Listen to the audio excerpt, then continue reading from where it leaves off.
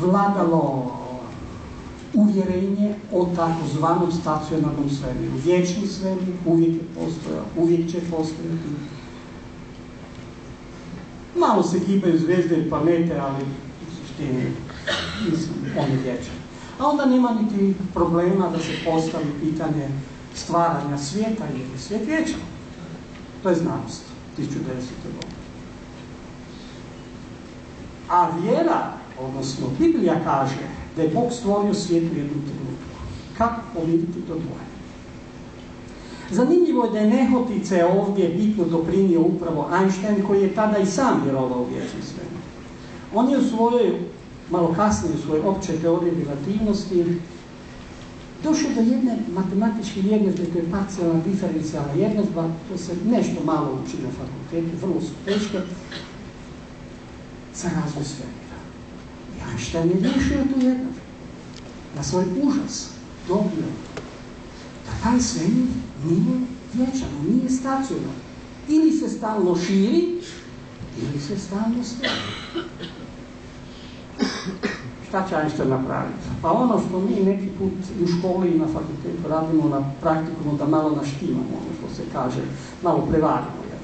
I Einstein je izmislio jedan matematički član, dodao ga u svoju jednadžbu, taj matematički član je poništio širenje i stezanje svemira i na jedanput Einstein dobio stacionarni svemir. Sretan on, sretni svi znanstvenici. Ali sad tu dolazi jedan ali. Jedan matematički fizičar koji je bio Isusovac, Georges Lemaitre. Vrlo jedna interesantna ličnost. Ratni heroj u Prvom svjetskom ratu, nakon toga postaje Isusovac, nakon toga završava studij matematičke fizike, rješava Einsteinovu jednadžbu.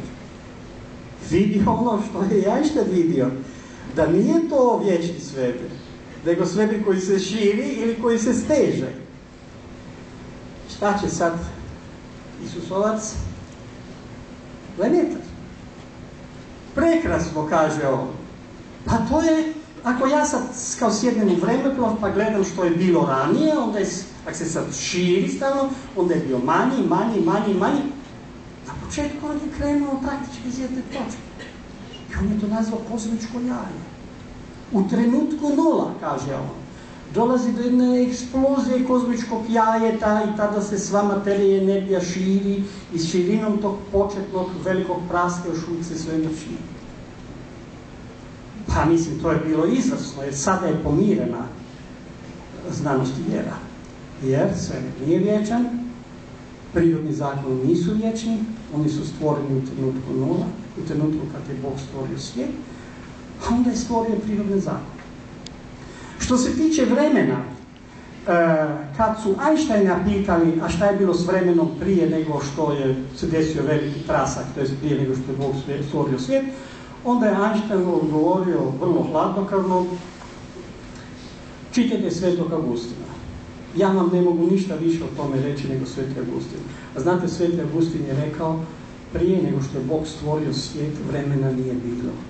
Jer je Bog stvorio i vrijeme u trenutku kad je stvorio svijet. Prije toga vremena nije bilo. Besmisleno pitanje. Einstein se je uvijek pozivao na Svetog Augustina. Rekao je da je to najpametnije što on može zamisliti.